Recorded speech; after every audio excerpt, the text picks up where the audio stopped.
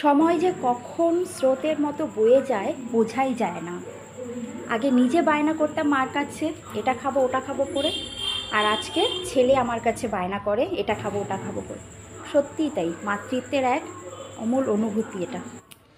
তো আজকে যখন ছেলে পড়তে যাচ্ছে, ছেলে বলে গেল যে মা কিছু টিফিন বানিয়ে রেখো, আমি এসে টিফিন করব।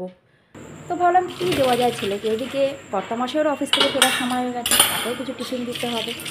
তো ভাবলাম এমন কিছু বানানো যাক যেটা বাবা ছেলে দুজনকে টিফিন হিসেবে দেওয়া যাবে।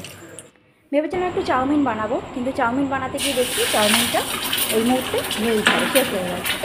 আছে পাস্তা। তো ভাবলাম পাস্তায় যখন আছে তো পাস্তাটাকেই করা যাক আজকে চাউমিনের মতো করে, কারণ পাস্তা তো আমরা সস টস দিয়ে অনেকভাবে খাই, আজকে একদম প্লেনভাবে চাউমিনের মতো করে পাস্তা বানাবো। তো তার জন্য প্রথমেই আমি পাস্তাটাকে জলে সেদ্ধ করে নিয়েছিলাম, এবং সেদ্ধ করার পরে কিন্তু পাস্তাটাকে আমি একটু ঠান্ডা জল দিয়ে ধুয়ে নিয়েছি, যাতে ওই গরম ভাপে পাস্তাটা আরও না নরম হয়ে যায়। আর ওদিকে কিন্তু আমি সবজিগুলোকে সব কেটে রেখেছিলাম, সেটাও তোমরা দেখেছো। তারপর দুটো ডিম ভিজিয়া করে রেখে দিলাম আলাদা করে তুলে, আর কড়াইতে সাদা তেল দিয়ে তার মধ্যে দিয়ে দিয়েছিলাম পেঁয়াজ কুচি। পেঁয়াজটাকে কিন্তু খুব বেশি করে আমি ভাজিনি, একদম হালকা করে একটু ভেজেছি।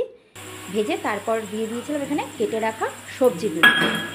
আর হ্যাঁ, ভেবো না কিন্তু যে সবজিগুলো আমি আধোয়া দিয়েছি, আমি কিন্তু সবজিগুলোকে ধুয়ে নিয়েছি, যদিও সেটা ভিডিওতে দেখানো হয়নি। সবজিগুলো দিয়ে ভালো করে ভেজে তারপর দিয়ে দিয়েছিলাম কাঁচা লঙ্কা কুচি। কাঁচা লঙ্কাটা যে যার স্বাদ মতো দেবে, আমি একটু ঝাল বেশি খাই বলে আমরা তাই একটু বেশি দিয়েছি। তারপর দিয়ে দিয়েছিলাম সেদ্ধ করে রাখা পাস্তা। তারপর দিয়েছিলাম সামান্য নুন, এটা ছাড়া একদম যে কোনো রান্নার বেগুন হয়ে যাবে। তারপর দিয়ে দিয়েছিলাম এখানে ডিমটা যে ভিজিয়া করে রেখেছিলাম সেটা। আর হ্যাঁ, এর মধ্যে দিয়েছিলাম একটুখানি সয়া সস, যাতে একটু কালারের জন্য, নাহলে একদম সাদা সাদা লাগছিল দেখতে। তো ভালোভাবে মিশিয়ে নিতে হবে। আর তোমরা কে কোথা থেকে আমার ভিডিওটা দেখছো বলো কিন্তু, কেমন? সকলে ভালো থেকো, সুস্থ থেকো, আর অবশ্যই আমার চ্যানেলটাকে সাবস্ক্রাইব করে আমার পাশে টিপে দিলে। হ্যাঁ, এদিকে ছেলের জন্য পাস্তা সার্ভ করে নিচ্ছি, আর ওই পাশে বসিয়ে দিয়েছি আমাদের দুজনের জন্য চা।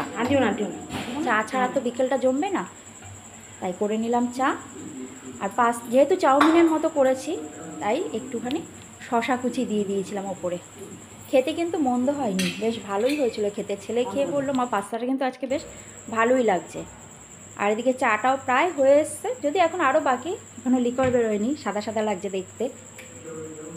ভালো করে চাটা করে নিলাম, কেন সন্ধ্যায় যদি এক কাপ ভালো করে চা পাওয়া যায় তাহলে কিন্তু বেশ ভালোই লাগে, সকাল আর সন্ধ্যা। তারপর দুজনের জন্য নিয়ে নিলাম চা, বসে পড়লাম চা খেতে। তোমরা সবাই চা খেয়ে নাও।